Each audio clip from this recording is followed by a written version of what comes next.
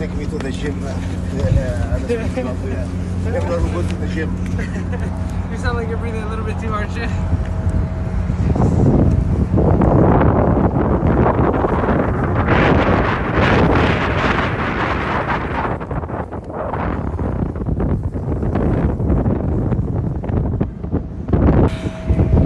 Explain.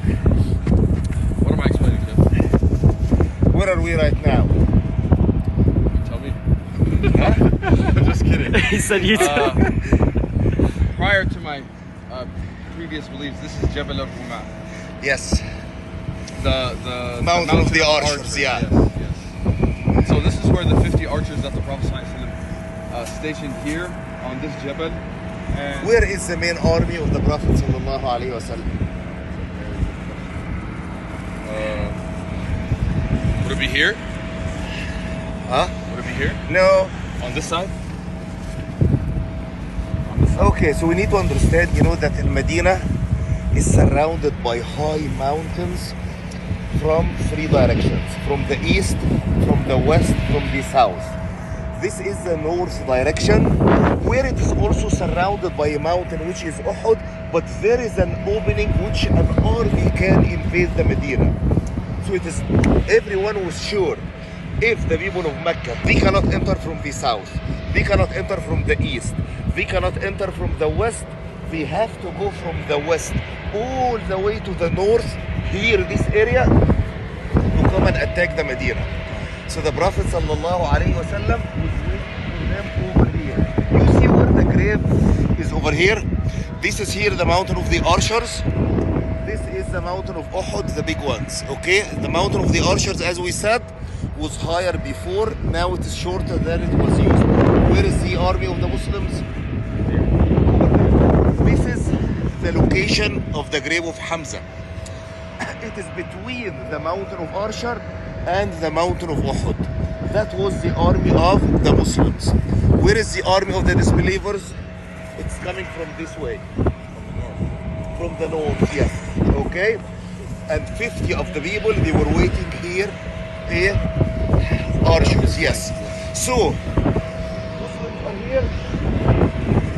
If anyone tries to come and attack from behind the back around the Mount of Archer, the 50 archers will shoot them. Okay? And in the old days, that was a small passage. It is not as open as it is as of now. It was a small passage. So they come.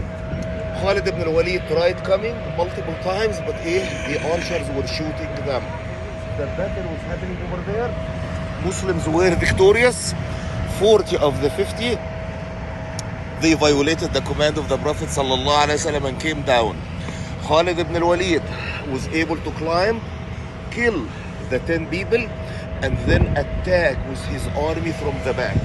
So the Muslims over here, they were sandwiched between disbelievers from the front and disbelievers led by Khalid ibn al-Walid from the back, and they were, the calamity happened over here. What the Prophet ﷺ decided to do, you cannot fight whenever there are soldiers in front of you and from the back.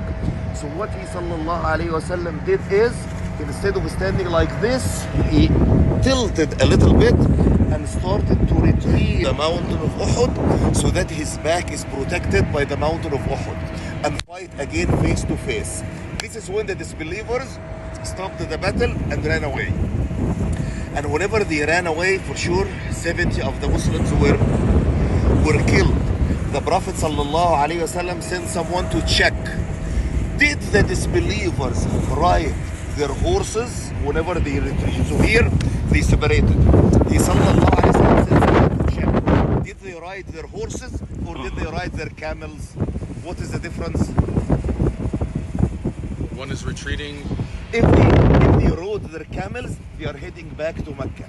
If they are on their horses, they are attacking the Muslim families in Al-Medina, because now the way is open. You see, whenever the Prophet ﷺ retreated to the back, the way to the houses of Al-Medina were open, so disbelievers could attack and kill women, children. But no, they were on their camels. So he ﷺ knew they are retreating. On the next day, the Prophet sallallahu alaihi wasallam took his army, who although they were wounded, and ran after the believers all the way to a place called Hamra al-Asad, but the disbelievers were already away on their way to Mecca.